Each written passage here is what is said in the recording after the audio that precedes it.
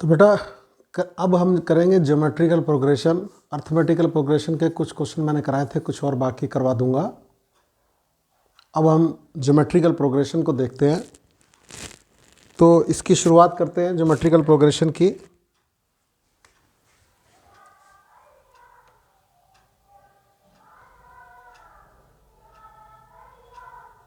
ये हो गया जीपी, ज्योमेट्रिकल प्रोग्रेशन।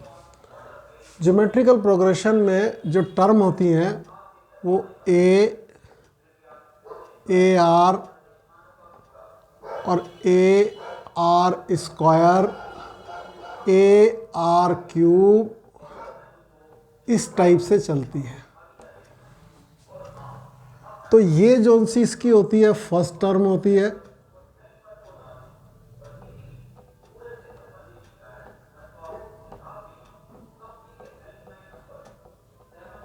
ये इसकी फर्स्ट टर्म होती है जो कि ए कहलाती है। और अर्थमेटिकल प्रोग्रेशन में कॉमन डिफरेंस होता है, दो टर्म के बीच में डिफरेंस, उसको हम कॉमन डिफरेंस बोलते हैं। इसमें हम कॉमन रेशो बोलते हैं क्योंकि वो कॉमन रेशो होता है।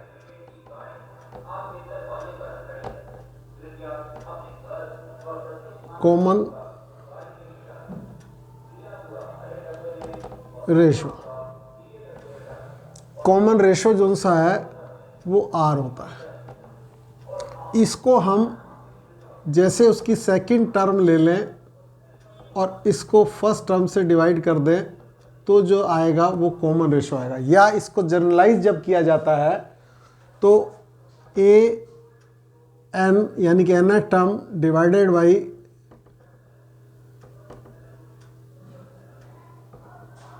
ए एन माइनस वन, ठीक है। या आप ऐसे कर लो ए एन प्लस वन और ए एन, ये ज़्यादा अच्छा है। तो ए एन प्लस वन और ए एन ये जर्नलाइज कर दिया, ये पर्टिकुलर केस हो गया। आप इसमें ए थ्री अपॉन ए टू भी कर सकते हैं, ए फोर अपॉन ए थ्री भी कर सकते हैं। इस तरीके से आपको ये समझ आना चाहिए। अब इसमें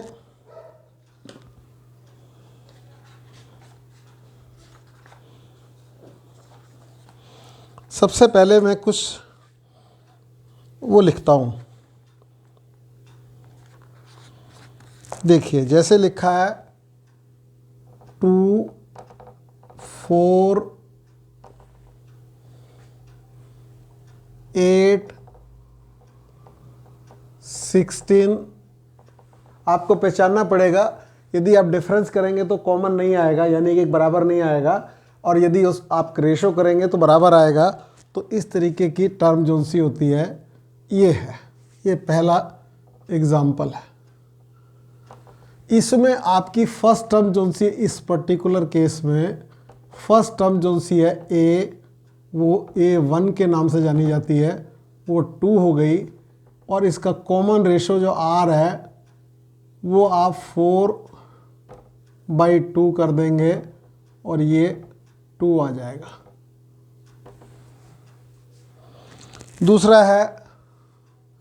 दूसरा एग्जाम्पल है 1/9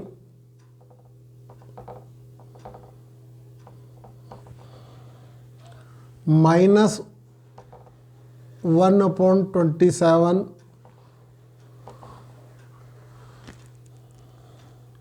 1/81 माइनस 1/243। इस तरीके से टर्म चलेंगी। तो इसकी जो फर्स्ट टर्म आएगी A1, वो हमारी 1/9 आ जाएगी। First term of this series, first term of this series, इस सीरीज की। और इसको हिंदी में गुणोत्तर श्रेणी बोलते हैं, इंग्लिश में ज्योमेट्रिकल प्रोग्रेशन।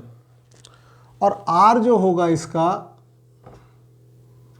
वो -1/27 डिवाइडेड बाई 1/9 जिसको आप ठीक करके देखेंगे तो -9/27 आ जाएगा, -1/3।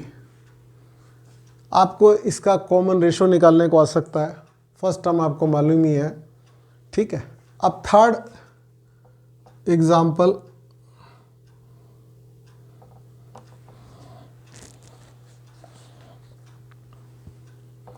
जीरो पॉइंट जीरो वन, 0.0001, 0.00050 हो गए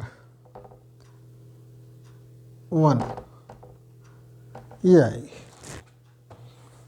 ठीक है।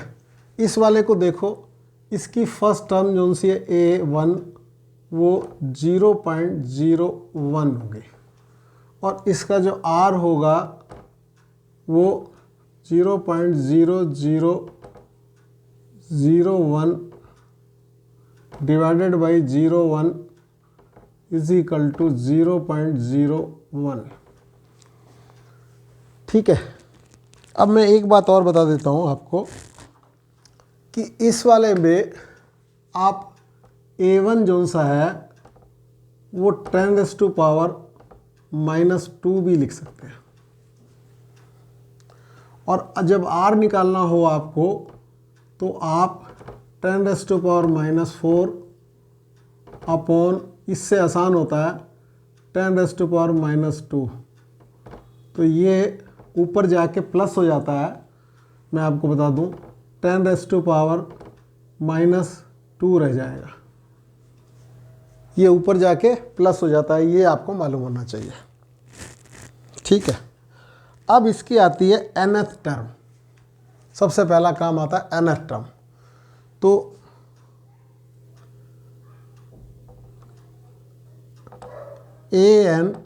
nth term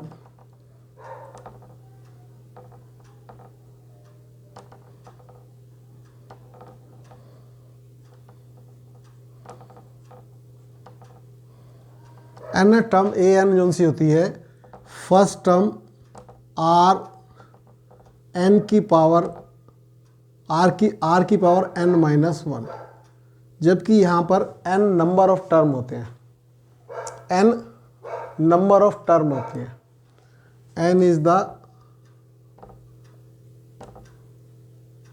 number of term, n is equal to number of term. अब जैसे वो एक क्वेश्चन बोलता है कि 2, 4, 6, 8, 1, 0, 2, 4।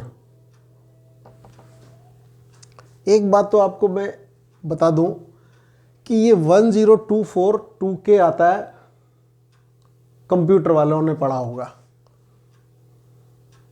ठीक है। 1K जो सा होता है किलो बाइट, उसमें नंबर ऑफ बाइट्स जो सी होती हैं 1024 होती हैं, और वो 1024 इज इक्वल टू 2 की पावर 10 होता है। ये बात आपको हमेशा याद रखनी पड़ेगी क्योंकि ये टर्म बार बार आएगी 1024। तो अब यदि ये हमारी nth टर्म है तो an is equal to AR की पावर n-1। तो इसके हिसाब से यदि हम देखें नंबर ऑफ टर्म कितनी होंगी, तो ये हो गया 1024 और ये हमारा आ गया A, यहाँ पर 2 है इस टर्म में, ये वाली टर्म देखी, इसमें A ये वही सेम ही है और R भी 2 है, 2 की पावर n-1। यदि आप इसको फिर दोबारा देखेंगे तो ये मैंने आपको पहले ही बता दिया कि 2 की पावर 10 होता है और यहाँ पर ये एक पावर और जुड़ जाएगी तो ये 2 की पावर n हो जाएगी। इससे हम जब हम कंपेयर करेंगे तो n इज इक्वल टू 10 आ जाएगा। तो इस तरीके से क्वेश्चन आ जाता है कि कितनी टर्म होंगी, ठीक है। और इसके बाद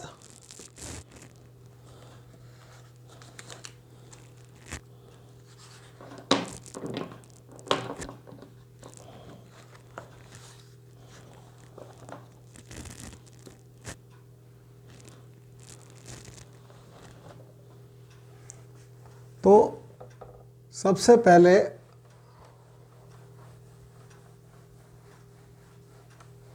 आपने जो समझा वो ये था कि आपको nth टर्म का मालूम चला। जैसे कोई भी टर्म आपको निकालनी है तो आपको मालूम चल गया कि an is equal to first term, जिसे a भी बोलते हैं, r की power n-1, where n is equal to n is number of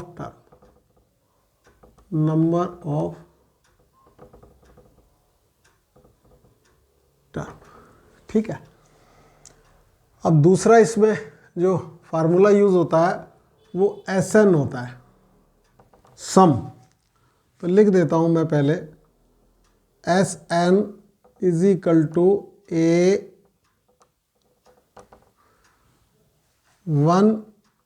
minus r की पावर n। n क्या है? नंबर ऑफ टर्म है, लास्ट टर्म नहीं है।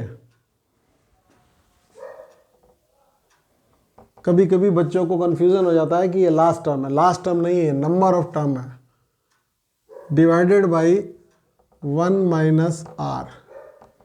और एक दूसरा फार्मूला भी लिख देते हैं, Sn, काम तो एक ही फार्मूले से चल जाता है लेकिन फिर भी आपको मैं बता दूंगा।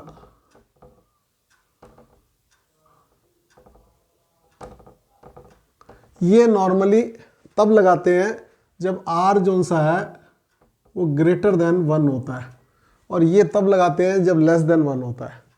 ये वाला फार्मूला ज़्यादा इम्पोर्टेंट है क्योंकि इसी से s इन्फिनिटी तक के सम का आया हुआ है। s इन्फिनिटी का सम a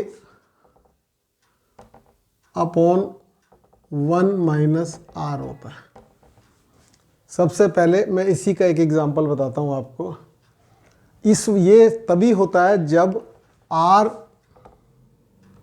का मॉडुलस लेस देन 1 हो, यानी कि न्यूमेरिकल वैल्यू उसकी लेस देन 1 होनी चाहिए। जैसे आपको इसका एग्जांपल लिखता हूँ मैं। सबसे पहले 1 प्लस 1/2 प्लस 1/3 1/4 सॉरी प्लस 1/8। ये एक इस तरीके का क्वेश्चन भी आता था पहले, और अपने एनसीईआरटी की बुक में भी हुआ करता था कि एक इंसेक्ट है, फर्स्ट सेकंड में 1 सेंटीमीटर चलता है, दूसरे सेकंड में हाफ चलता है, तीसरे सेकंड में 1/4 चलता है, चौथे सेकंड में 1/8 चलता है। तो वो कब, कितने टाइम बाद, कितने सेकंड बाद 2 सेंटीमीटर चल जाएगा। बच्चों को लगता है कि ये 1.5 तो हो ही गया, 1.25 हो गया, तो ये तो 2 तो पहुंचा ही समझो, लेकिन वो कभी भी 2 को नहीं पहुंच पाता। इन्फिनिटी टाइम लगता है उसको पहुंचने में, क्योंकि वो सम इसका फार्मूला है। अब मैं आपको बताता हूँ, मेरी बात समझो बेटा, कि ये वाला क्वेश्चन आता था कि वो फिर कभी नहीं पहुंच पाता है, क्योंकि 2 उसका इन्फिनिटी पे सम आता है, यानी कि n पे सम 2 आ ही नहीं पाता। तो अभी इसको करेंगे हम, यदि सम इसका निकालें तो इसकी फर्स्ट टर्म जो सी है a1 या a कहते हैं जिसे, वो 1 हो गई, और r जो सा है वो 1/2 हो गया। ये आपको समझ आया। अब इसमें यदि s इन्फिनिटी निकालें, यानी कि इन्फिनिटी टाइम में,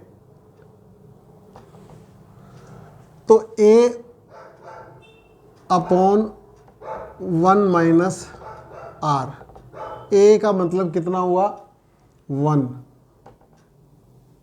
1 minus 1/2 is equal to 1 upon ये 1/2 आ गया, 1 माइनस 1, तो ये आ गया 2, यानी कि वो 2 इन्फिनिटी टाइम में पहुंचेगा।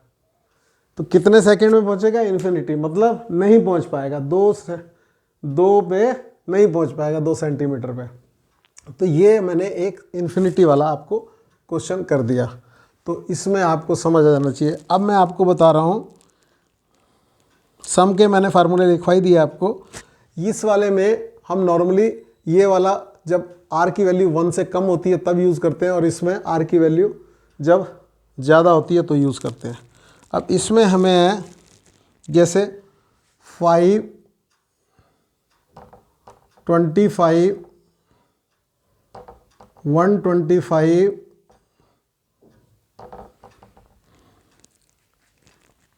आपको 3 टर्म जरूर देनी चाहिए, तभी आपको पता चलेगा। ये 5, 25, 125 है, इसकी उन्होंने पहले तो 10th टर्म पूछी है, तो आपको ये मालूम होना चाहिए कि an जो सा होता है वो ar की पावर n-1 होता है। n मतलब नंबर ऑफ टर्म होता है, n जो सा है वो नंबर ऑफ टर्म है, समझ गए? n जो सा है वो नंबर ऑफ टर्म है। तो आपको 10वीं टर्म निकालनी है, आपको 10th टर्म निकालनी है। तो a10, n की जगह आपको 10 लगाना है। r की पावर 10-1। अब इसके बाद आपने a10 निकालना है। आपको a10 ही लेना जरूरी नहीं है, कोई भी दिया जा सकता है। तो a है आपका 5 इंटू r है 5, इस वाली टर्म में a जो सा है आपका फर्स्ट टर्म 5 है, और r जो सा है 25/5 5 है, तो 5 की पावर 9 हो गया। तो ये कुल मिला के 5 की पावर 10 आपका आंसर आ गया।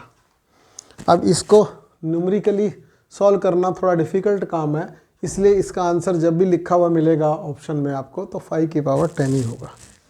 ठीक है। तो ये हमारा इनके सबके और उसके टर्म के फार्मूले हैं, उसमें फर्स्ट टर्म निकालना, सेकंड टर्म निकालना, इस तरीके से आपको देखना। अब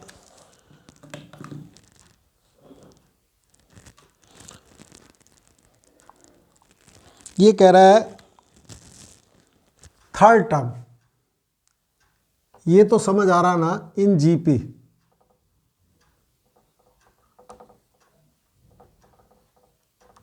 ये सारी कहानी चल रही है ज्योमेट्रिकल प्रोग्रेशन में। इन जीपी थर्ड टर्म यानी कि a3 is equal to ar की पावर 2, 3-1। थर्ड टर्म इज 24, ये 24 है, वो गिवन दे रहा है। ठीक है। And the six term a6 is equal to ar की पावर 5, एक कम हो जाता है, लेकिन नंबर ऑफ टर्म जितनी होती है इज 192।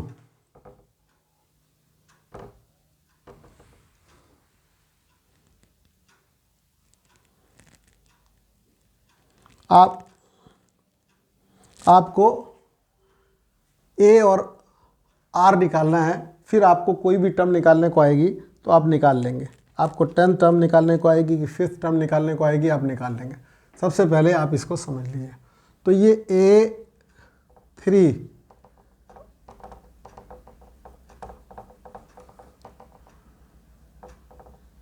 a6 अपॉन a3 कर दिया मैंने, a6 अपॉन a3 कर दिया। तो a6 है 9 2 और ये है 24। ठीक है, अब इसमें आपको डिवाइड करना है, तो डिवाइड करने के लिए 12 वाला आप ले लीजिएगा। तो 12 2 जा 24 और 12 1 जा 12, 12 7 ये 18 आ गया।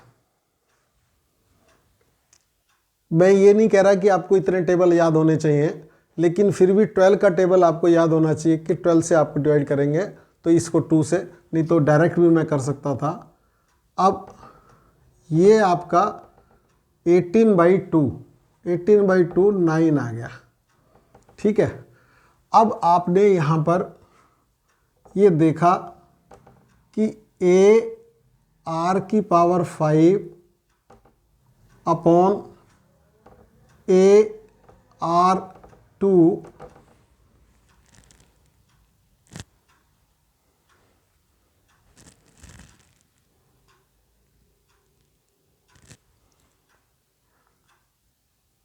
ठीक है,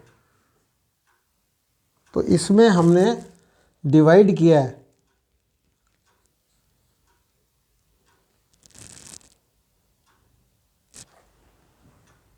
12, 12 1 जा 12, तो उसके बाद कितने का हुआ, 12 1 जा 12 7, 12 7 84, नहीं 6 होगा, 6 होगा, 6 बेटा। ठीक है, आप इसको आराम से डिवाइड कर लीजिएगा, ये हमारा 8 आ जाएगा। ठीक है, तो अब हमारा यहाँ इससे जो डिवाइड हुआ तो R⁵ आया, तो इससे हमें ये पता चला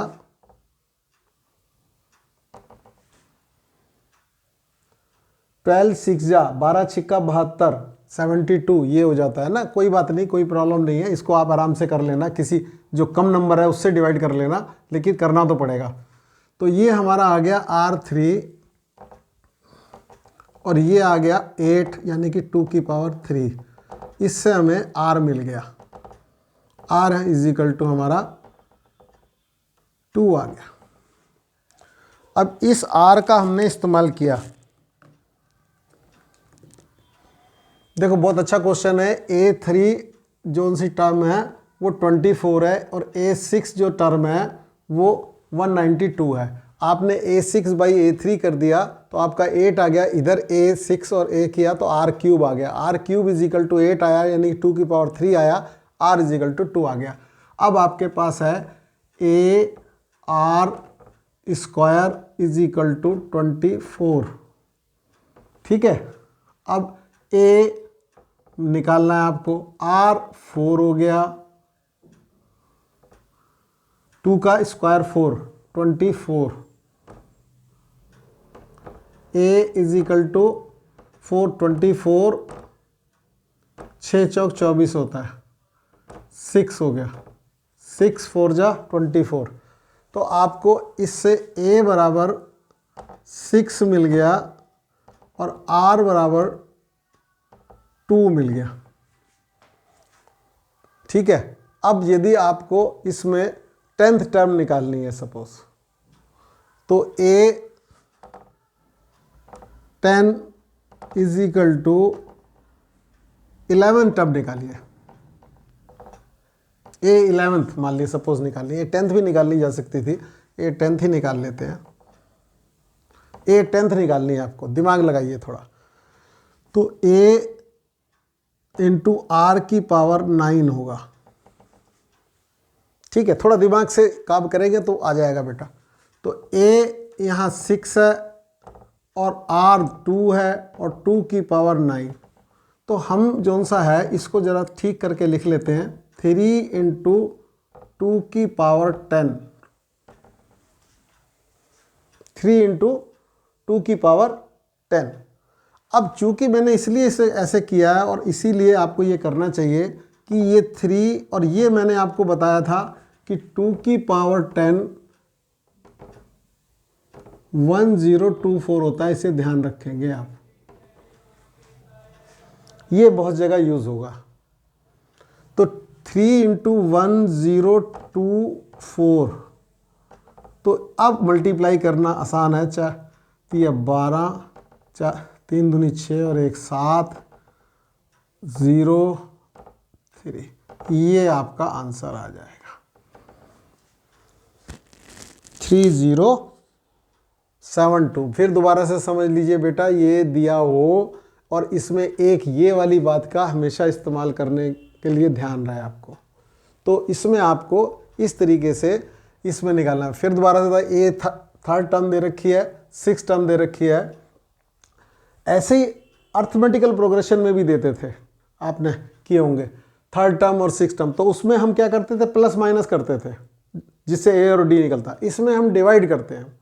ये कॉमन रेशो होता है, वो कॉमन डिफरेंस होता है। तो दोनों बातों को आप ध्यान रखेंगे। और इसमें a बराबर 6 आ गया, r बराबर 2 आ गया, तो फिर आपने इस यहाँ पर 6 था उसको मैंने 3 इंटू 2 कर दिया, जिससे कि मैं 2 की पावर 10 बना सकूँ। ये ध्यान रहे आपका।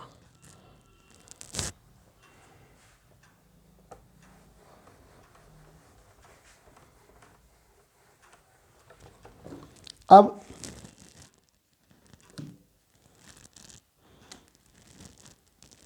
ये है 1 2/3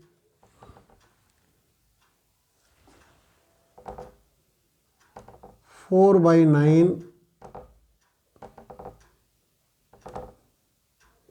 3 टर्म आपको देनी बहुत जरूरी है। इसमें आपको 5 टर्म का सम निकालना है। तो सबसे पहले तो आप इसमें देखते हैं ए जो सा है वो 1 है और आर जो सा है वो 2/3 है, क्योंकि आप इसी को देखो ना, 2/3 divided by 1 is equal to 2/3। ये आपको मिल गया। सबसे पहले आपका काम ये है। इसमें आपको फाइंड द फर्स्ट 5 टर्मों का सम निकालना है। तो सबसे पहले आपको एस एन का फार्मूला मालूम होना चाहिए। तो इसमें ए 1 माइनस आर की वैल्यू 1 से कम है, तो ये वाला फार्मूला आर की पावर एन, एन यहाँ नंबर ऑफ टर्म होती है जो यहाँ है, 1 माइनस आर। तो हमें क्या करना है, एस 5 करना है। तो फर्स्ट टर्म तो 1 का 1 हो गया, 1 माइनस 2/3 की पावर 5 अपॉन 1 माइनस 2/3। ठीक है। अब पहले तो इसको देख लो, ये 3 माइनस 2 1, यहाँ 3 आ जाएगा, ये 1/3 होगा। चलो एक बार और कर देता हूँ मैं, यहाँ पर डिनोमिनेटर में 1/3 आएगा। ठीक है, यहाँ 1 आएगा, 2 की पावर 5, 2 की पावर 5 32 होता है, और 3 की पावर 5 देखो 3, ध्यान रखना थोड़ा, 9 27 81 और 243, 3 से करेंगे तो इधर देख लो 3, ये 5 आ गए। तो इसका मतलब 243 सही है। तो अब इसको हमने ये 3 को तो ऊपर कर दिया,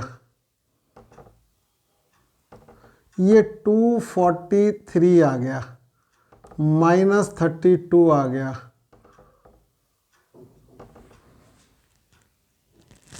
और ये 243 आ गया। अब इसको इससे कैंसिल आउट किया तो अभी आपने देखा ना, 3 से करते हैं तो 81 आ गया।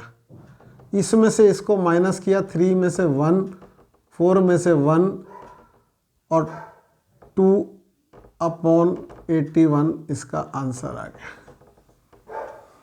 2 111/81 इज द आंसर। दोबारा से समझ लीजिए, छोटा क्वेश्चन है, किसी भी एग्जाम में आने लायक है। सीरीज है 1 + 2/3 + 4/9 अप टू n टर्म। अब इसमें सबसे पहले हमने a निकाला, a हमारा आ गया 1, r जो सा 2/3 आ गया, ठीक है। तो ये हमारा जो सा है Sn a 1 - r⁻n/1 - r, और फिर हमने वैल्यू लगा दी।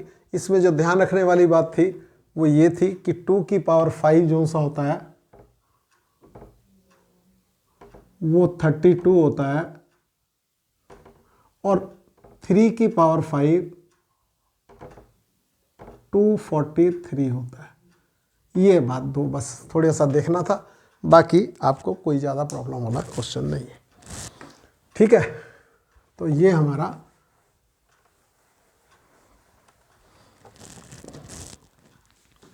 अब इसके बाद हम करते हैं, देखिए बहुत अच्छा क्वेश्चन है।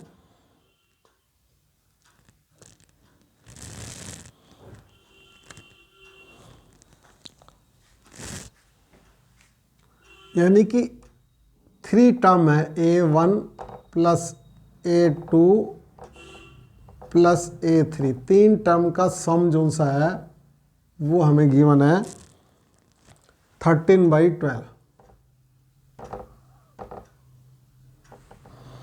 एंड उसका प्रोडक्ट जो सा है -1 है। a1 a2 a3 = -1, ठीक है।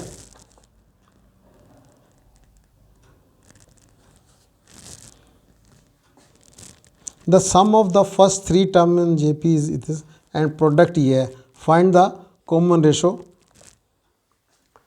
तो पहले तो मैं आपको एक बात बता दूं, इसमें आप कॉमन रेशो R और A दोनों निकाल सकते हैं, और फिर आपको कोई टर्म भी निकालनी हो तो वो भी निकाल सकते हैं, क्योंकि जब आपको ये पता चल जाएगा तो आप टर्म भी निकाल सकते हैं। कौन सी वो 3 टर्म कौन सी होंगी वो बतानी है आपको। कॉमन रेशो निकालिए, और वो टर्म 3 कौन सी होंगी जिनका सम ये होता है, वो टर्म निकालनी है आपको, यानी कि वो कौन से नंबर हैं 3। देखो मैं आपको ये समझाना चाह रहा हूँ कि यदि आपके अर्थमेटिकल प्रोग्रेशन में, सबसे पहले समझिए अर्थमेटिकल प्रोग्रेशन में 3 टर्म का सम दिया हो, तो आपको मैंने पहले इससे पहले वाले में समझाया था a - d, a और a + d हम यूज़ करते हैं। यदि 4 टर्म हो तो इसमें a - 3d, a - d और a + d और a + 3d, ये 4 टर्म हो तो ये और ये अच्छी तरह समझ लो बेटा। ये AP में 3 टर्म होती थी तो मैं ये हम रखते थे, और 4 होती थी तो एक ये और एक ये और एक ये। अब इसमें समझने की बात है, इसमें d का डिफरेंस रखते थे, इसमें 2d का डिफरेंस रहता था। सेफ ज्योमेट्रिकल प्रोग्रेशन में सम दिए से मतलब नहीं होता, प्रोडक्ट गिवन से मतलब होता है। जब प्रोडक्ट गिवन हो और 3 टर्म हो तो हमारी जो टर्म आएंगी वो a/r, a और ar लेंगे। 3 टर्म समझ आना चाहिए।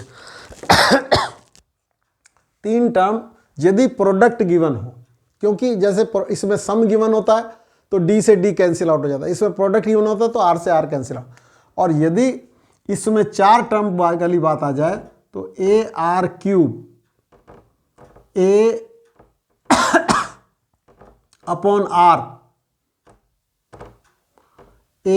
ar और ar³। फिर आप बात समझिए, जैसे इसमें जब 4 टर्म होती हैं तो 2d का डिफरेंस होता है, इसमें r² का डिफरेंस होता है, इसमें r का होता है, इसमें d का होता है। दोनों की सिमिलरिटी को मैं आपको समझाना चाह रहा हूँ। इसमें जब 4 टर्म होती हैं तो r² का डिफरेंस होता है, देखो a बाई आर क्यूब, फिर a बाई आर, फिर ए आर और ए आर, इसमें भी मल्टीप्लाई करेंगे तो सारे आर कैंसिल आउट हो जाएंगे। इसमें 2D का डिफरेंस होता है जब अर्थमेटिकल प्रोग्रेशन करते हैं, ठीक है, और 3 वाले में 1D का डिफरेंस होता है, और इधर एक आर कॉमन रेशो आर होता है, ए बाई आर, ए और ए आर। तो इसलिए हमें इसमें जो टर्म लेनी है वो a by r plus a plus a are is equal to 13/12 आ जाएगा, ठीक है। इसके बाद प्रोडक्ट का हम यूज़ करते हैं। इसमें प्रोडक्ट का क्या यूज़ करेंगे, देखो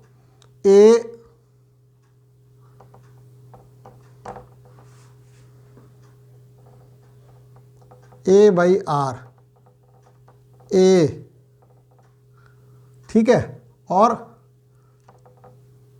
A R is equal to -1। इससे आपको पता चला A cube is equal to -1। तो अब इससे आपको ये पता चला कि a इज इक्वल टू -1 आएगा। ये आपको अच्छी तरह समझ आ जाना चाहिए। a क्यूब जो सा है -1 होगा तो -1 की पावर 3 कर लो तो वो माइनस ही होता है, तो a इज इक्वल टू -1। बहुत अच्छा क्वेश्चन है, वेरी इंपॉर्टेंट क्वेश्चन। अब हमें इस a की वैल्यू -1 इस वाली इक्वेशन में रखनी है।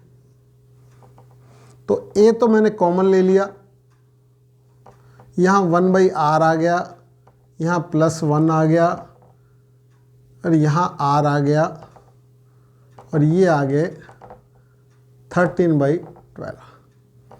a की वैल्यू आपको मालूम है -1,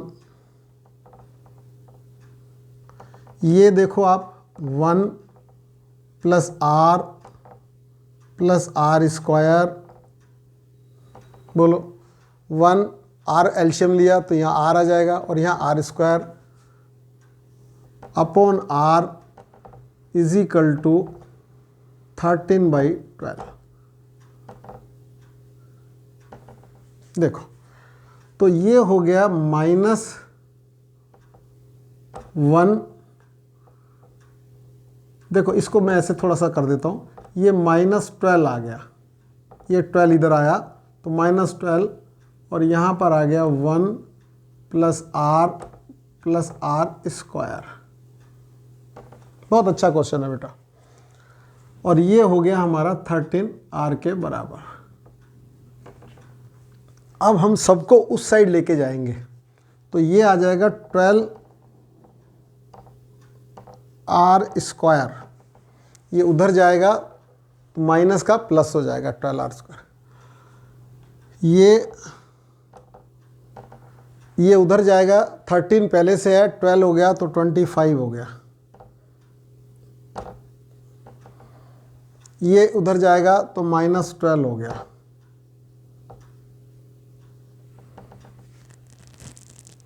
ठीक है, 12r² + 25r और 12 का स्क्वायर 144 होता है।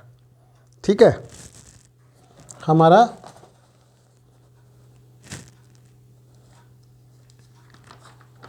ठीक है बेटा, 12 का स्क्वायर 144 होगा।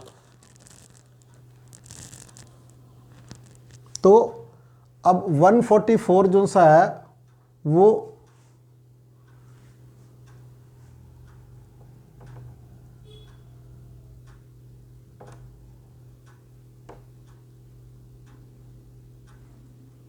एटीन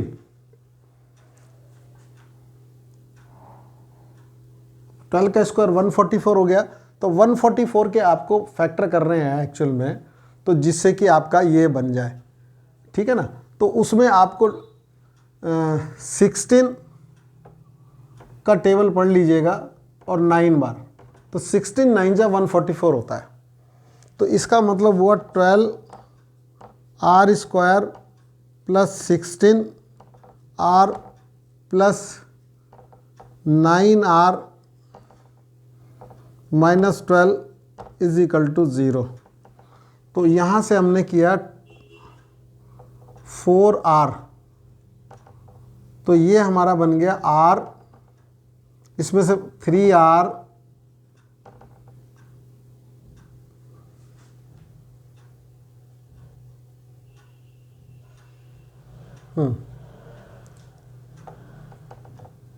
देखो बेटा 3r प्लस 4, इसमें कोई प्रॉब्लम वाली बात नहीं है, छोटी क्लास के फैक्टर हैं। इसमें से हमने किया प्लस माइनस 3, तो 3r plus 4 is equal to 0। तो यहाँ से हमारा एक आ गया 4r minus 3 is equal to 0, और ये हमें मिल गया r इज इक्वल टू 3/4।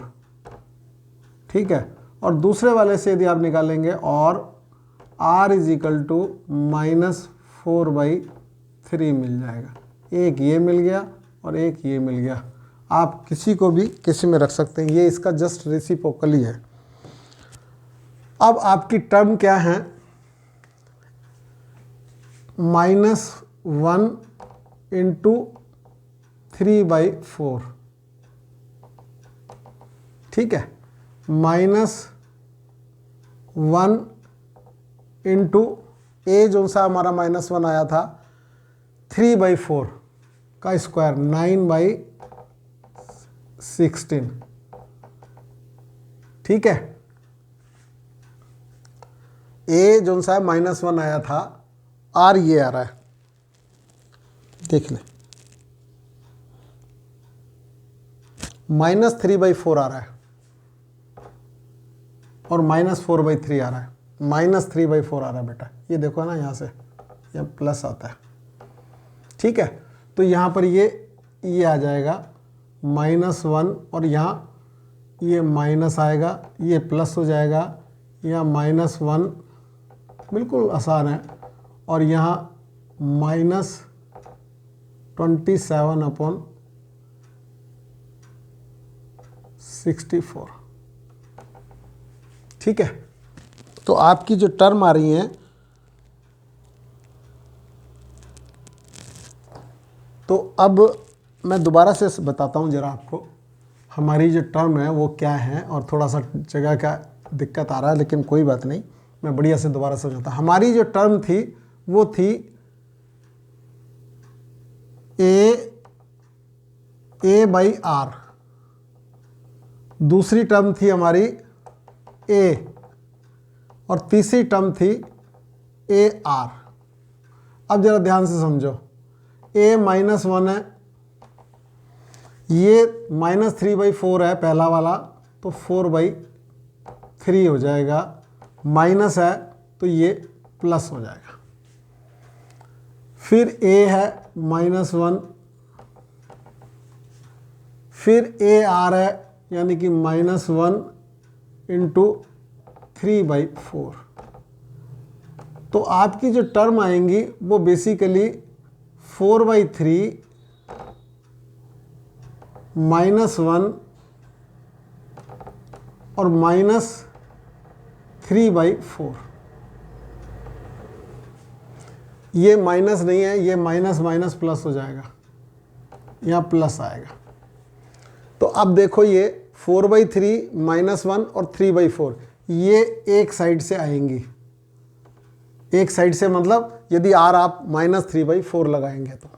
अब जब 4/3 लगाएंगे तो जस्ट उल्टा हो जाएगा 4/3 में, तो यहाँ पर ये 4/3 आया, वहाँ 3/4 आ जाएगा, टर्म वही रहेंगी, यहाँ -1 ही रहेगा, क्योंकि सम बराबर आना चाहिए, प्रोडक्ट बराबर आना चाहिए, और यहाँ पर आपका उल्टा हो जाएगा 4/3। यानी कि टर्म तो आपकी यही रहेंगी, एक बार इस सीरीज़ में रहेंगी और एक बार इस सीरीज़ में रहेंगी। आपको ये समझ आना है, वेरी सिंपल क्वेश्चन है, कैलकुलेशन में भी कोई ज़्यादा प्रॉब्लम नहीं है, बस आपको ये ध्यान रहना चाहिए 16 9 जा 144 होता है। ये इसके फैक्टर कर लिए, इसमें एक की वैल्यू हमेशा ही ऐसा होगा, ये नहीं कि इस क्वेश्चन में ऐसा हुआ है, एक में यदि -3/4 आएगा तो दूसरे में -4/3 आएगा हमेशा, क्योंकि हमने जो टर्म ली है ना वो a/r, a और ar ली है, समझ रहे हैं? तो ये स्क्वायर में हमेशा ही ऐसा बनेगा, ध्यान रहे, a/r, तो इससे क्या होगा, आप एक बार इधर से आर रखेंगे तो वैल्यू बराबर आएंगी और एक बार उल्टा आर रखेंगे तो वैल्यू आपकी सेम आनी है। 4/3 -1 3/4 और 4/3 3/4 -1 और 4/3 टर्म जो सी हैं वो सेम होनी चाहिए। और हमेशा ऐसा होगा, ये बता रहा हूँ, जैसे एक 5 आ गया मान लिया आर तो दूसरा -5 आएगा, एक -3 आया तो दूसरा -1/3 आएगा, ये पक्का है। और क्योंकि इसमें लगाएंगे टर्म ऐसी ही बनेंगी हमेशा। तो आपको ये वाला क्वेश्चन समझ आया कि इस वाले क्वेश्चन में हमें 3 टर्म दी होती हैं। मैंने आपको बहुत बढ़िया से समझाने की कोशिश की, 3 टर्म होती हैं तो a/r, और उसमें ज्योमेट्रिकल प्रोग्रेशन में प्रोडक्ट गिवन होना चाहिए तब हम ये लगाते हैं। यदि प्रोडक्ट गिवन नहीं है तो हम ये नहीं लगाते, प्रोडक्ट गिवन नहीं है तो हम ये नहीं लगाते। ठीक है, अब इसमें और ज्योमेट्रिकल प्रोग्रेशन और अर्थमेटिकल प्रोग्रेशन में कुछ क्वेश्चन और इम्पोर्टेंट रह गए हैं, उन्हें मैं नेक्स्ट वीडियो में बनाऊंगा। और उसमें मैं नेक्स्ट वीडियो को जब मैं लिखूंगा तो उसमें एनडीए नंबर पार्ट 12 की जगह यही लिखूंगा कि एपी एंड जीपी, उसको आप देख लीजिएगा। और जो दोनों के मिक्स क्वेश्चन है वो एक वीडियो में बना दूंगा, जो दोनों के रह गए हैं इंपॉर्टेंट वाले, उसके भी 2-3 क्वेश्चन रह रखे थे और इसके भी 2-3 और रह रखे हैं ज्योमेट्रिकल प्रोग्रेशन के, तो उनकी मैं जो बनाऊंगा तो उसमें मैं लिख दूंगा जीपी एंड एपी। पार्ट कोई भी रहेगा लेकिन उसमें जीपी एंड एपी रहेगा लिखा हुआ, तो आप समझ जाइए कि उसके बचे हुए क्वेश्चन कराऊंगा। अब मैं कोनिक सेक्शन कराऊंगा नेक्स्ट वीडियो में, और उसके बीच में जब भी मुझे टाइम मिलेगा तो मैं इसके बचे हुए क्वेश्चन करा दूंगा। ठीक है, ज़्यादा से ज़्यादा बेटा सब लोग सब्सक्राइब करिए और ज़्यादा से ज़्यादा देखिए, है ना, और फिर जो है कमेंट कीजिए, हमें भी मोटिवेशन मिले, नहीं तो फिर और ज़्यादा वीडियो बनाने की इच्छा नहीं होती। ठीक है, प्लीज़। तो आप सब लोग ज़्यादा से ज़्यादा अपने दोस्तों को बताइए कि सब्सक्राइब करें, और जिससे कि हमारा भी मोटिवेशन बने। ओके, आज के लिए इतना ही।